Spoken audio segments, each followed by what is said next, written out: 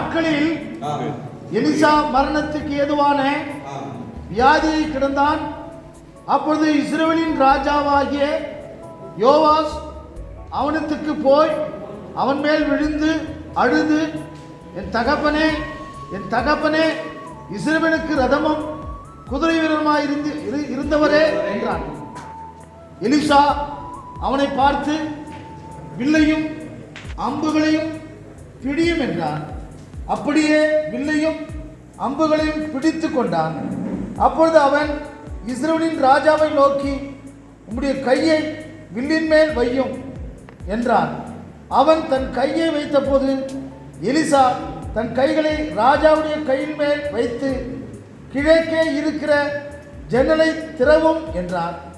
அவன் அதை திறந்தபோது எலிசா எய்யும் என்றான்.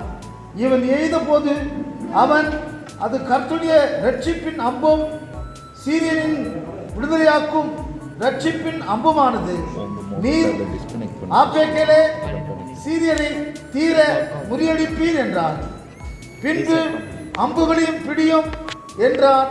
அவைகளை பிடித்தான். அப்பொழுது அவன் இஸ்ரவேலின் ராஜாவை நோக்கி, தரையிலே அடியும் என்றான். அவன் 3 தரம் அடித்து நின்றான்.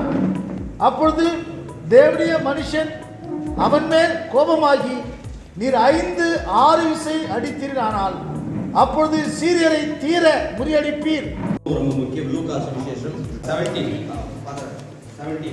17வது அதிகாரம் 7-9 ஒருத்தருக்கு உங்களில் ஒருவனுடைய ஊழியக்காரன் அல்லது மந்தையின் மேய்த்து வயலுக்கு வரும் என்ன பண்ணுகிறீங்க? நிக்க வச்சது இது யாருடைய தப்பு? ராஜாவுடைய தப்பு இல்லையா? உடனே எலிசாவுக்கு வந்து நேரங்கள் அதனால சொல்லி முடிச்சிடறேன். உடனே தெரிஞ்சுக்கொள்ளுங்க, நாம் செய்கிற வேலை, அதாவது நாம் செய்கிற இந்த ஊழியத்தை நிறைய பேர் பார்த்தீங்கன்னா சீக்கிரமா நிக்க வச்சிருக்கிறாங்க. நான் சொல்றது ஒரே ஒரு காரியம், நீங்க 3 சபைகளை ஆரம்பித்து இருக்கலாம், ஏன் 4வது சபை ஆரம்பிக்க கூடாது? 3 பாஸ்டர்களை இதுவரைக்கும் நீ அப்பாயின்மெண்ட் பண்ணி இருந்திருக்கலாம், 3 பேர் அபிஷேகம் செய்திருந்திருக்கலாம், இன்னும் வேற காரியங்களை செய்திருக்கலாம். ஏன் நாம் இன்னும் செய்யல? நாம் யோசிக்க வேண்டிய ஒரு விஷயம், தேவ ஊழியர்களாய் என்னைக்குமே தெரிஞ்சுக்கங்க, ஒரு தேவ ஊழியன் சும்மா இருக்க கூடாது. என்ன பண்ணணும் தெரியுமா? செய்து கொண்டே இருக்கணும். ஏதாவது செய்து கொண்டே இருக்க வேண்டும். எது வரைக்கும்?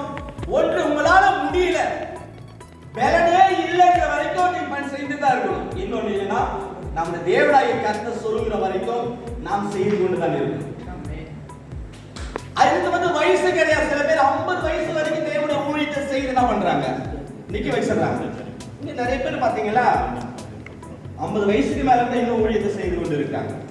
இல்ல ஸ்டீபன் அவர்கள் வயசு யாருங்க? விக்டர் அவர்கள் வயசு எல்லாம் பாத்தீங்களா 80 வயசு இருக்கும். 65 கம்மி பண்றாரு. ஓகே, நல்லா கவனிங்க. இப்போ அமிர்தவாசன் எவ்வளவு வயசுக்கா? 70 வயசு. 7 வருஷம் ஆய கூட அவர் என்ன பண்றாருன்னா இன்னும் ஊழியத்தை செய்யுங்க. ஹalleluya, ஹalleluya. நல்லா கேளுங்க, ஒரு ஊழியத்தை தேவன் சொல்லுகிற வரைக்கும் ஒரு மனிதன் செய்து கொண்டே தான் இருக்கிறது. there is no any option. எது வரைக்கும் தெரியுமா? ஆக்சுவலி வேதத்துல வந்து நம்ம ஒண்ணு நல்லா தெரிஞ்சுக்கொள்ளுங்க. ஒரு நல்ல ஒரு மனிதன் ஒரு ஊழியத்தை செய்வானேயானால் the reward for the hard work is more work. இதுதான் என்னால சொல்ல முடியும். ஒரு மனுஷன் நல்ல வேலை செய்வானால் மனுஷன் வேணா gift கொடுக்க முடியும், ஆனால் தேவனிடத்திலிருந்து கிடைக்கிற ஒரு gift என்ன தெரியுமா? இன்னும் எக்ஸ்ட்ரா செய்யும். நல்லா தெரிஞ்சுக்கொள்ளுங்க. அதுக்கு எந்த விதமான கோட்பாடுகளும் கிடையாது. ஏன்னா இது ஆயிடுச்சு அதாயிடுச்சு. இந்த யோவாஸ் ஏன் நிக்க வச்சாருன்னு தெரியல. அவர்கிட்ட கேட்டீங்கன்னா ஒரு வேலை சொல்லுவாரு, அம்பு வந்து ரொம்ப ஹெவியா இருந்துச்சு, இல்ல என்னால முடியல, ஏதோ ஒரு எக்ஸ்கியூஸ் சொல்லியிருப்பார். ஆனா வேதத்தின்படி பாத்தீங்கன்னா நோ எக்ஸ்கியூஸ். எந்த தேவ ஊழியனும் ஆரம்பித்ததை தேவன் முடிக்கிற வரைக்கும் நாம் செய்து கொண்டுதான் இருக்கணும்.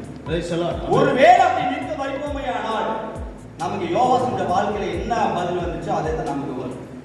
தெரிஞ்சுக்கொள்ளுங்க, நான் நேரம் இல்லாத சுருக்கு முடிச்சு விடுறேன். நான் ஒரு தேவனுடைய வாயிலிருந்து ஐயோ என்னால முடியல, என்னால சோர்வு, என்னால டயர்டா இருக்குது அப்படி யாருமே சொல்லக்கூடாது. ஒரு தேவ ஊழியம் என்னைக்கு ஐயோ எனக்கு இது வலிக்குது அது வலிக்குது என்னைக்கு சொல்றானோ அவனுடைய ஊழியம் முடிஞ்சு போச்சுனாரு. ஏன் எலி அப்படியே எடுத்துக்கலாமே. அவர் சோர்ந்து போய் என்ன தர சொன்னாரு, ஆண்டவரே எடுத்துக்கொள்ள என்னால முடியல. ஆண்டவர் சொன்னாரு அப்படியாப்பா, ஓகே. ஆண்டு என்ன பண்ணாரு, இல்லப்பா நீ செய்யணும்னு சொன்னாரா? இல்ல அப்படிதான் சொன்ன, உன்னால முடியல, உனக்கு ஆவாது இல்ல. உடனே ஆண்டவர் சொன்னார், ஓகே உன்னுடைய இடத்துல நான் எலிசா நிக்க வைக்க போறேன். உண்மையா ஆடி போயிட்டு பாருங்க. ஆக்சுவலி எலிசா என்னென்ன அற்புதங்களை செய்தாரோ எல்லா அற்புதத்தையும் எலியா செய்திருக்க வேண்டியது. ஆனால் அந்த வேலையை இவனோட வாயில கெடுத்தாங்க. அவன் ஊழியத்துக்கு தகுதியாச்சு. உடனே ஆண்டவர் தரப்படாரு, உன்னை விட பெஸ்டான ஆளை கண்டிப்பான தேவட வாய் தேவட மனுஷனோட வாழ்க்கையில ஒண்ணு இல்லை. பிலிப்பினுடைய வாழ்க்கையில கூட ஒரு சம்பவம் நடக்கிறது. நீங்க வீட்டுல போய் வாசித்து பாத்தீங்களா, அவர் பாவம் அங்கங்க ஊழியத்தை செய்து வந்து டயர்டா வந்து அப்பதான் வீட்டுல உட்கார்ந்தாங்க.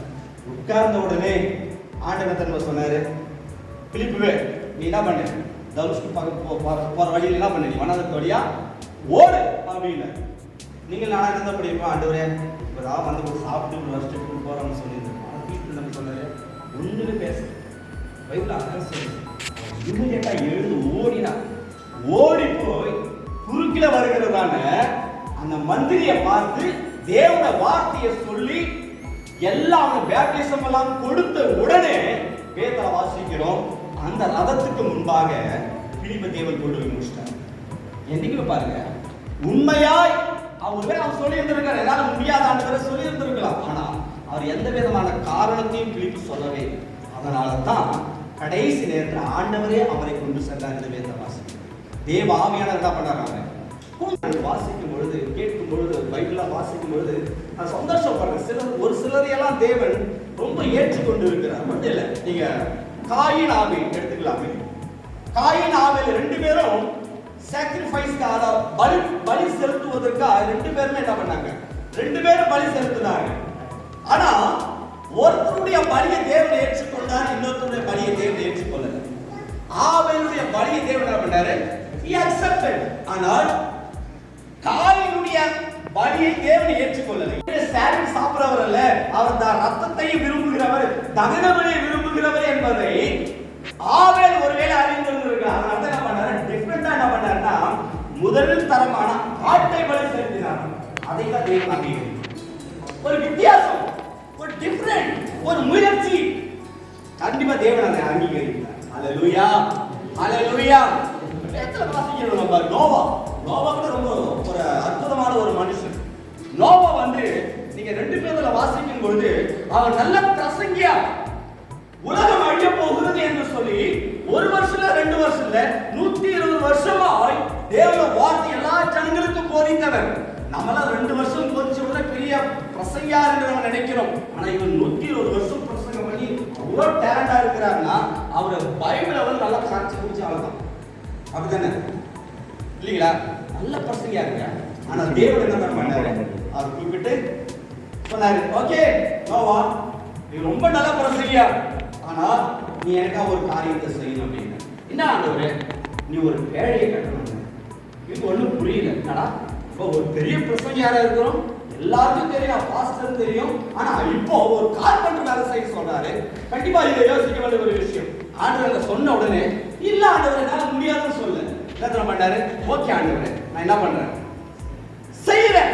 உடனே செஞ்சு முடிச்சிட்டாரு, பேழை கட்டி முடிச்சிட்டாரு. என்ன சொல்றாரு, நோவா இன்னொரு காரியத்தை செய்யணும். இந்த ஆண்டவரே நீ போய் எல்லா ஆடு மாடு நாய்க்கு எல்லாத்தையும் பண்ணி என்ன பண்ண, நீ இப்போ புடிச்சு வரணும். என்ன பாம்பு நாய்க்கு எல்லாரும் பிடிக்கணுமா, பிடிச்சிடுமா அப்படின்னாரு. செஞ்சாரா இல்லையா? இப்போ ரெட்டை ஜோடி எல்லாத்தையும் கொண்டு வந்து வைத்தார். உடனே ஆண்டவர் சொன்ன திருப்பி கூப்பிட்டார், நோவா இன்னொரு காரியத்தையும் செய்யணும். என்ன ஆண்டவரே, நீ போய் எல்லாருக்கும் சாப்பாடு எல்லாம் அரேஞ்ச் பண்ண, எல்லாவற்றையும் தேவன் செய்து சொன்னது எல்லாவற்றையும் நோவா செய்தார் என்று வேதத்துல வாசிக்கிறோம். நல்ல கவனிங்க, இவர் பெரிய பிரசங்கியார் என்பதை விட இப்ப பேழை என்று சொன்ன உடனே யார் மேல ஞாபகம் வரும்? யாரு? நோவா தாங்க. கீழ்ப்படிதலுடைய ஒரு பெரிய கிஃப்ட் என்ன தெரியுமா? இவர் நோவா என்றாலே பேழை நம்மளுடைய அர்த்தம் நல்லா தெரியும், கிளியா தெரியும். பேழை என்று சொன்னாலே அது நோவா என்று தான். பெரிய பிரசங்கியாரா இருந்திருக்கலாம், ஆனால் அவர் எதை பற்றி எதை வார்த்தை கீழ்ப்படிந்தாரோ அதனுடைய பெயர் தான் ஹைலைட் அம்மாரி. அல்லேலூயா. சோ நம்முடைய வாழ்க்கையில தேவன் முடிஞ்சு சொல்லி விடுறதில்ல, டே பை டே, ஒவ்வொரு நாளும் வருஷமும் எக்ஸ்ட்ரா வேலையை தான் தேவன் கொடுக்கிறது. ஒன்றில் ஆபிரகாம் தேவன் அழைத்தார், ஆபிரகாம் எல்லாவற்றையும் விட்டுட்டு வாண்டாரு. உடனே ஆபிரகாம் என்ன பண்றாரு, சொன்னபடி எல்லாத்தையும் விட்டுட்டு வந்தார். விட்டுட்டு வந்துட்டு அப்புறம் ஆபிரகாம் பார்த்து சொன்னார், ஆபிரகாம் சொன்னபடி எல்லாம் செஞ்சுட்டு வெரி குட், இன்னொரு காரியத்தை நீ செய்யணும் அப்படின்னு. என்ன ஆண்டவரே, நீ விருத்த சேதனம் பண்ணணும் அப்படின்னு. எப்படி இருக்கு விருத்த சேதனம்? அந்த காலத்துல எல்லாம் விருத்த சேதனம் என்பது இப்பதான் நிறைய டெக்னாலஜி வந்துருக்குது, ஈஸியா முடிச்சிடறாங்க. ஆனா அந்த காலத்துல வந்து ரொம்ப கஷ்டமான ஒரு விருத்த சேதனம் என்றாலே மரணத்துக்கு ஈக்குவலுங்க. ஒரு கல்லு மேல வச்சு கல்லை வச்சு ஓய்வுவான், அவளே பண்ணிக்கிற விருத்த சேதனம் ரொம்ப கொடூரமான ஒரு விஷயம். ஆனால் ஆபிரகாம் அதை ஏற்றுக்கொண்டபடி செய்தார். உண்மையை ஆண்டவர் ஆச்சரியப்பட்டார். ஓகே, அலற விட்டார் ஆண்டவர் இல்ல, ஒன்பை ஒன்னா சொன்னாரு. கடைசி ஆண்டவர் சொன்னாரு, ஓகே நீ எல்லாவற்றையும் செய்தாய், நீ ஒரே ஒன்று கடைசியா நீ உன் குமாரனாகிய ஈசாக்கை என்ன பண்ணிருக்கு பலி செலுத்து அப்படின்றார். இது செய்ய முடியுமா? ஆனா ஈசாக்கை பலி கொடுக்க ஆபிரகாம் ஏற்றுட்டார். நினைக்கிறேன் ஆபிரகாமுக்கு வயசு எப்படி பார்த்தாலும் 125 130 வயசு. அவ்வளோ வயசுல 3 நாள் பிரயாணம் பண்ணி அந்த மலையை தேவன் காண்பித்தார். அப்ப ஈசாக்குக்கு எப்படி பார்த்தாலும் ஒரு 25 30 20 வயசு இருக்கும். அவ்வளோ வயசுல தேவன் அந்த மகனையும் கொண்டு போய், நான் நினைக்க அவர் சாப்பிடவே 3 நாள் சாப்பிடாம கொள்ளாம அந்த வயசான காலத்துல தேவனுடைய வார்த்தைக்கு கீழ்ப்படிந்து மேல போய் தன் மகனை பலி செலுத்தினார் என்று வேதத்துல வாசிக்கிறோம். அவர் கை ஓங்கும் பொழுது ஆண்டவர் சொன்னார், ஆபிரகாமே நீ நிறுத்து, போதும், இதுக்கு மேல உங்களுக்கு நான் சொல்றதுக்கு ஒண்ணுமே இல்லப்பா, நீ சொல்றபடி எல்லாவற்றையும் நீ கேட்டாய், இதுவே நான் உனக்கு கண்டிப்பா சொல்ல வேண்டிய இன்னும் எக்ஸ்ட்ரா வேலை சொல்றதுக்கு ஒண்ணு இல்லை, நீ கர்த்தருக்கு பயந்தவன் என்று சொல்லி ஆபிரகாமை கர்த்தர் இரட்டிப்பான ஆசீர்வாதத்தை ஹalleluya. வேதத்துல நிறைய காரியங்கள் என்னால சொல்ல முடியும். இப்ப வேதத்துல வாசிக்க லூக்கா சுவிசேஷத்துல வாசிக்கிறோம், அவன் ஒருத்தன் போய் வயல்ல வேலை செஞ்சுட்டு வரான். வேலை செஞ்சுட்டு வந்து நிமிட வீட்டுல சாப்பிட்டு தூங்கலான்ற போது எஜமான் கூப்பிடுறாரு. எஜமான் கூப்பிட்டு, பாருமா நீ வயலுக்கு வேலை செஞ்ச ரைட்டு, ஆனா இப்ப நீ போய் ரெஸ்ட் எடுக்க முடியாது. என்ன பண்ண தெரியுமா, நீ எனக்கு செஃப்பா மாறணும், நீ சமையல் செஞ்சு நான் சாப்பிட்டு அப்புறம் என்ன பண்ணு, நீ சாப்பிட்டு போய் ரெஸ்ட் எடுக்கலாம். அப்ப நல்ல கவனிங்க, வேதத்தின்படி பாத்தீங்கன்னா நமக்கு ரெஸ்ட் என்பது சாகுற வரைக்கும் ஒரு தெய்வம் ஊழியம் குறித்து செய்து கொண்டுதான் இருக்கிறதை இன்னும் எக்ஸ்ட்ரா செய்யும்படி கர்த்தர் உங்களை என்கரேஜ் பண்ண விரும்புகிறார். ஹalleluya. விசேஷம் என்பது சாதாரண அல்ல, ஒரே விசேஷம் தான். there is no any different. ஒரே ஒரு வார்த்தை ஆண்டவர் ஒரு பெரிய கிரேட் கமிஷன் கொடுத்திருக்கிறார். என்ன கிரேட் கமிஷன்? ஒரு பெரிய கட்டளை தேவன் கொடுத்திருக்கிறார். நீங்க என்ன பண்ணுங்க, உலகம் எங்கும் போய் தேவனுடைய வார்த்தையை பிரசங்கிக்க வேண்டும். நீங்க லூக்கா சுவிசேஷம் வீட்ல போய் வாசித்து பார்த்தீங்கன்னா 16வது அதிகாரத்துல ஒரு சம்பவம் நடக்கிறது. அவன் ஒரு எஜமான் ஒரு விருந்தை ஆயத்தம் பண்ணி அவர் சொல்றாரு, தன் வேலையாட்கள் எல்லாம் அனுப்பி விடுறாரு. போயிட்டு அழைக்கப்பட்டவர்கள் எல்லாம் நீங்க கொண்டு பாருங்க. போனாக்கா அழைக்கப்பட்டவர்கள் எல்லாம் குறை சொல்றாங்க, இது வர முடியாது எக்ஸ்கியூஸ் சொல்றாங்க. ஐயோ நான் கல்யாணம் ஆச்சு, நான் வயல் வாங்கி இருக்கிறேன், இது மாதிரி ஒவ்வொருத்தரும் எக்ஸ்கியூஸ் சொல்றாங்க. தவிர எவ்வளவு விருந்துக்கு வரல. விருந்து சாலை ஃப்ரீயா இருக்குது, காலியா இருக்கிறது. எஜமானுக்கு கோவம் வந்துடுச்சு, திருப்பியும் அனுப்பி விட்டாரு. போயிட்டு ரோட்ல இருக்கிறவங்க எல்லாரும் என்ன பண்ணுவீங்க, எல்லா குஷ்டரோகிகளையும் ஒதுக்கப்பட்டவர்கள் எல்லாரையும் கொண்டு வாண்டாரு. கொண்டு வந்து பார்த்தாக்க திருப்பியும் இடம் இருக்குது. எஜமான் சொல்றாங்க, ராஜாவே இன்னும் இடம் இருக்குது. அப்படியா? அப்ப நீ பெரிய தெரு சின்ன தெரு எந்த மூளை முடுக்கு எல்லாம் எங்க இருக்கிறாங்களோ எல்லாமே எல்லா இடத்துக்கும் போய் ஜனங்களை கொண்டு வாங்க என்று சொல்லி அனுப்பிவிட்டார். எல்லாரும் எல்லா வேலையாட்களும் வேலை செய்தார்கள். அந்த விருந்து சாலை முழுவதுமாய் நிரம்பிச்சு என்று வேதத்துல வாசிக்கிறோம். இன்னைக்கு நம்முடைய சபையில கூட இன்னும் காலியான இடங்கள் உண்டு, இன்னும் நிரம்பாத இடங்கள் உண்டு. இன்னும் நம்ம சபையில இன்னும் ஆத்துமாக்கள் வேண்டும். நீங்க ஒரே ஒன்று செய்யணும், சோம்பேறிகளா இருந்தா பத்தாது, போதும் என்கிற மனதோடு கூட இருக்க கூடாது. நாம் எல்லாருமே ஹார்ட் ஒர்க். அல்லேலூயா. புறப்பட்டு போய் தேவனுடைய வார்த்தை பிரசங்கிக்குவர். இன்னும் ஆத்துமாக்களை தேவனிடத்தில் கொண்டு வந்து ஞானஸ்தான பிதா குமாரன் பசுத்தாவி நாமத்தினால் ஞானஸ்தானத்தை கொடுத்து அநேகர் சீஷராக்க வேண்டிய கடமை உங்களுக்கும் எனக்கும் உண்டு. அல்லேலூயா. அதனால இன்னும் ஏதாவது தேவனுக்காய் செய்ய உங்களை எல்லாரையும் நான் என்கரேஜ் பண்றேன். ஒரு நாள் நம்ம மனசுல போதும் என்கிற மனதோடு கூட நாம் இருக்கக்கூடாது. இன்னும் தேவனுக்கு ஏதாவது செய்யும். அல்லேலூயா. வேறு நிறைய காரியங்கள் சொல்ல முடியும், நேரம் இல்லை. அதனால நான் சுருக்கமா ஷார்ட்டா இந்த வார்த்தையை நான் முடிக்கிறேன். இன்னைக்கு ஒரு தீர்மானத்தை எடுக்குவோம். ஆண்டவரே, தேவனுக்காக இன்னும் ஏதாவது நான் செய்ய நான் முயற்சிக்கிறேன். ஆண்டவரே, போதும் என்கிற முடியாத ஆண்டவரே இது ஒரு நாள் நீங்கள் நானும் சொல்லவே கூடாது. ஒரு நாள் ஆலிஸ் சிஸ்டர் கூட சொன்னாங்க, அவன் ரொம்ப டயர்டா இருந்துச்சான். பாஸ்டர் ராமா ஊழியத்துக்கு அவன் சொன்னாங்களா என்னால முடியல அப்படின்னு சொன்ன உடனே அவர் சொன்னாரா, தேவனுடைய ஊழியத்தை என்ன பண்ணக்கூடாது, நீங்க அசட்டியா செய்யக்கூடாது. உடனே எதிர்த்து அவங்க போனாங்க. பாருங்க, அந்த அந்த முடியாத நேரத்திலையும் தேவனுடைய வார்த்தையை போதிக்கிறவன உண்மையான ஒரு தேவ ஊழியன். எனக்கு இங்கு வலிக்குது அங்கு வலிக்குதுன்றவங்கெல்லாம் ஊழியத்துக்கு தகுதி இல்லாதவங்க. முட்டின் அளவுக்கு உயிரோடு இருக்கிற வரைக்கும் தேவனுடைய ஊழியத்தை உத்தமமாய் உண்மையாய் கர்த்தருக்காய் செய்வோம். கர்த்தர் உங்களை ஆசீர்வதிப்பாராக.